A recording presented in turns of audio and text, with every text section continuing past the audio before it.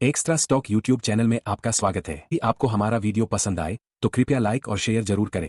वर्तमान बाजार स्थिति की बात करें तो लार्ज कैप्स में अधिकांशत स्थिरता देखी जा रही है, जबकि मिड कैप, स्मॉल कैप और माइक्रो कैप में थोड़ी तेजी आई है।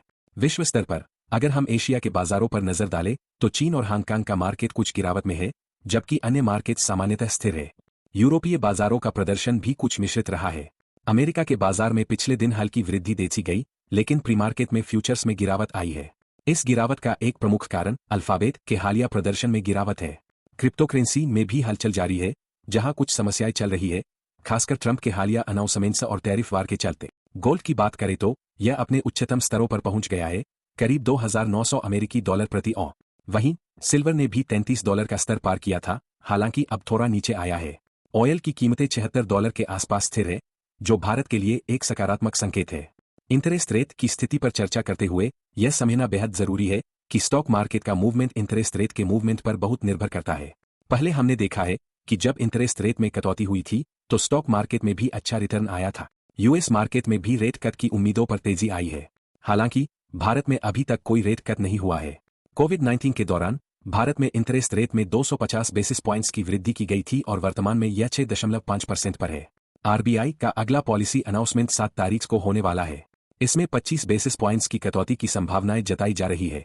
यदि यह होता है तो यह भारत की अर्थव्यवस्था के लिए एक सकारात्मक संकेत होगा। इस प्रकार इंटरेस्ट रेट कट से बाजार में तरलता बढ़ेगी और निवेश में प्रोत्साहन मिलेगा। आगे हम इस विषय पर और भी गहराई से चर्चा करेंगे। नेट सेल्स के संदर्भ में अगर हम ईयर ऑन ईयर बदलाव की बात करें तो इसका अर्थ है कि हम इस वित्तीय वर्ष के तीसरे क्वार्टर के परिणामों की तुलना पिछले वित्तीय वर्ष के तीसरे क्वार्टर से कर रहे हैं। वहीं क्वार्टर ऑन क्वार्टर का मतलब है कि हम पिछले क्वार्टर, दूसरे क्वार्टर की तुलना तीसरे क्वार्टर से कर रहे हैं। पेंट इंडस्ट्री के लिए तीसरा क्वार्टर आमतौर पर अच्छा होता है, क्योंकि यह त्योहारों का मौसम होता है और पेंटिंग गतिविधियां बढ़ जाती है। लेकिन इस बार उद्योग का प्रदर्शन अपेक्षाकृत खराब रहा है। नेट सेल्स में लगभग 6% की गिरावट आई है, जबकि ऑपरेटिंग प्रॉफिट 20% और नेट प्रॉफिट 23% तक गिरा है। सबसे चिंताजनक बात यह है कि operating profit margin 350 basis points से कम हुआ है। इस स्थिति में निकट भविष्य में कोई सुधार की संभावना नहीं दिखती। वर्तमान में इनका प्राइस टू अर्निंग अनुपात लगभग 50 के आसपास है, जबकि पहले यह 80-90 के बीच था, जो कि स्थायी नहीं था। ऐसे में अगर कंपनी में थोड़ी भी परेशानी आती है तो स्टॉक में भारी गिरावट आ सकती है। हालांकि यदि हम मध्यम से दीर्घकालिक प्रदर्शन पर नजर डालें तो संभावनाएं बेहतर है, लेकिन शॉर्ट टर्म में प्रतिस्पर्धा और कंपनी के प्रदर्शन में गिरावट जैसी कई चुनौतियां हैं।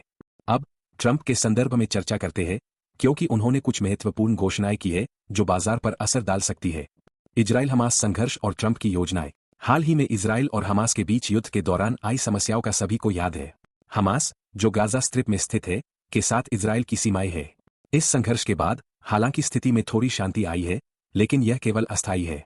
हमास अपनी ताकत को फिर से संचित करेगा और भविष्य में नए हमलों की संभावना बनी रहेगी। ट्रंप की प्रस्तावित योजनाएं। पूर्व राष्ट्रपति डोनाल्ड ट्रंप ने इस समस्या का समाधान पेश करते हुए कहा है कि गाजा स्ट्रिप को अमेरिका के नियंत्रण में लिया जाएगा। ट्रंप का कहना है कि गाजा में हुए नुकसान के बाद अमेरिका वहां का पूरा विकास कार्य करेगा और फिलिस्तीनियों को अन्य देशों, विशेषकर जॉर्डन और मिस्र, में स्थानांतरित किया जाएगा।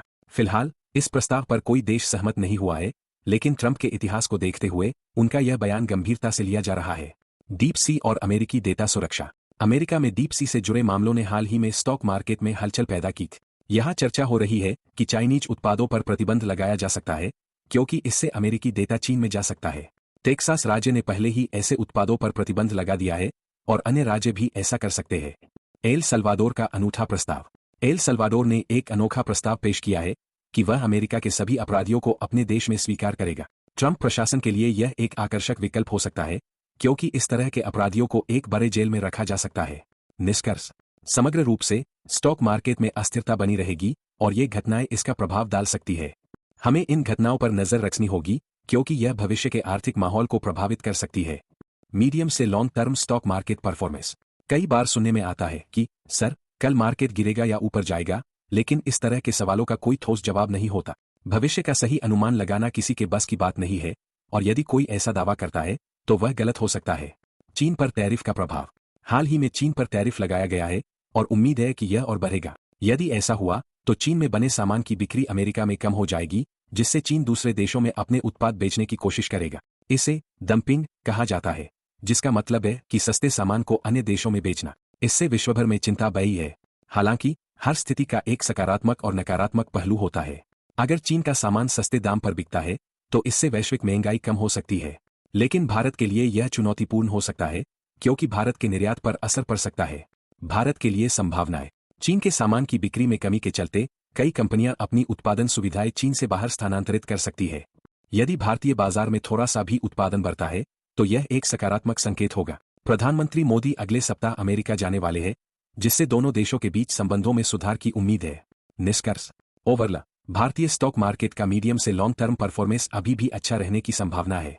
वर्तमान में जो समस्याएं हैं वे संरचनात्मक नहीं बल्कि चक्रीय है, जिसका अर्थ है कि इनका समाधान संभव है। एक्स्ट्रा स्टॉक यूट्यूब चैनल किसी भी प्रकार के निवेश के लिए जिम्मेदार नहीं है। चैनल पर दी गई जानकारी केवल शैक्षिक और सूचनात्मक उद्देश्यों के लिए है। निवेश से पहले कृपया अपने वित्तीय सलाहकार से परामर्श करें।